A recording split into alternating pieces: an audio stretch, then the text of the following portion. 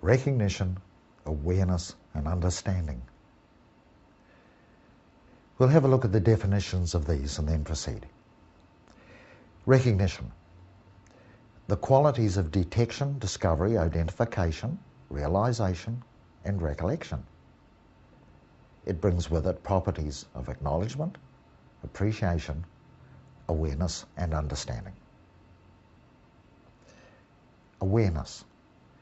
Having knowledge, being perceptive, conscious, or cognizant of.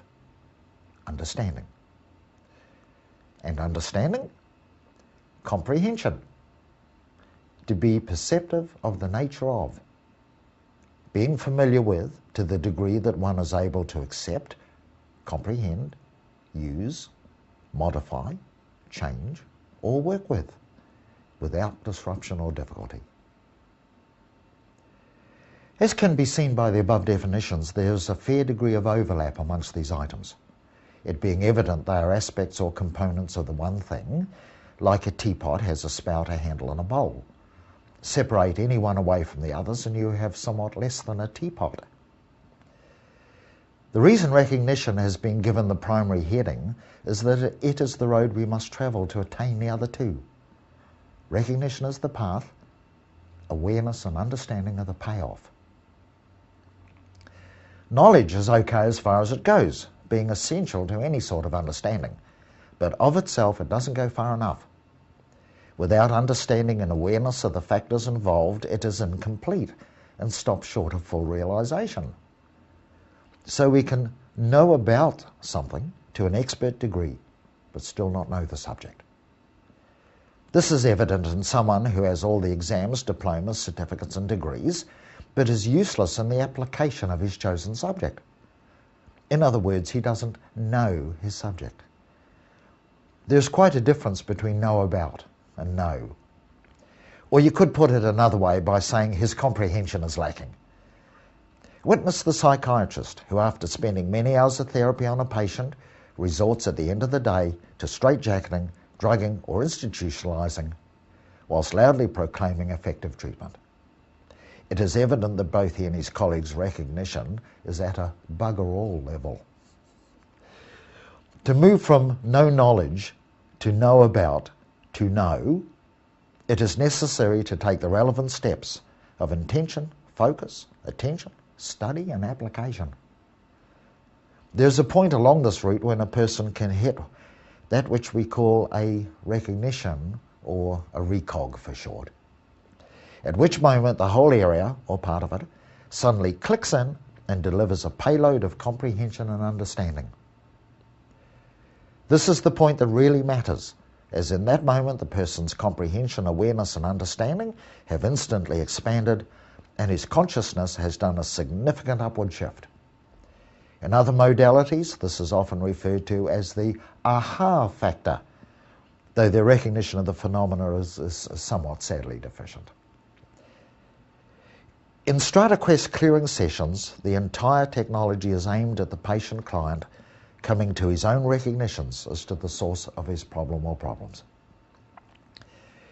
We can evaluate all we like by telling him what we think assails him, but all of this comes from pretended knowledge and can never generate a recognition. All the explaining in the world does little more than inflate the practitioner's ego and wallet, driving the client further into his case by ascribing false cause to his travails. There are more ways to screw a person's case up in session than you can shake a stick at. And so-called practitioners of many modalities who have no recognition whatsoever of the effects they are creating do most of them standardly every day. Bit of a worry really, or a joke, depending on how you choose to look at it. Recognition is the be and end all of StrataQuest's spiritual and mental teachings, clearings and counsellings.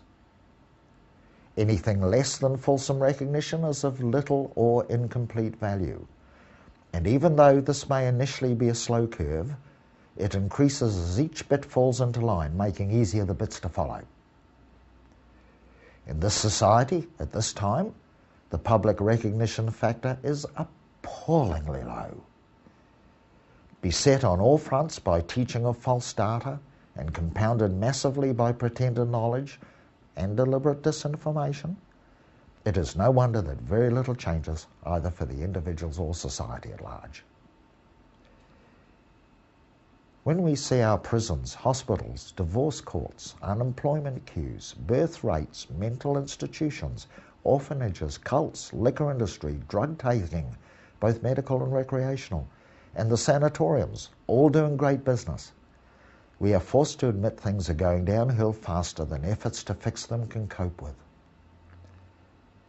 It is painfully obvious that the ability to recognize and therefore accurately diagnose the basic causes of trouble is absent. Many false causes are ascribed for various difficulties, ranging from satanic influence through a bad childhood to breakdown of the family unit. But none of these high-sounding and theoretical pronouncements lead to effective remedies, nor does the situation recover, regardless of how many millions are spent to fix it. And on the international front, sooner or later someone's going to realise that all the aid money in the world is not going in one whit affect any significant degree of positive outcome when continually poured into areas that are hell-bent on continually recreating the conditions they suffer under. Bob Geldof, take note and save yourself $1 billion. So at this stage, we concern ourselves with doing what we can to strengthen up our recognitive capabilities, and thank heaven, or whatever other agency you wish to ascribe to, that a significant volume of technology has already been developed to that end, should we wish to avail ourselves.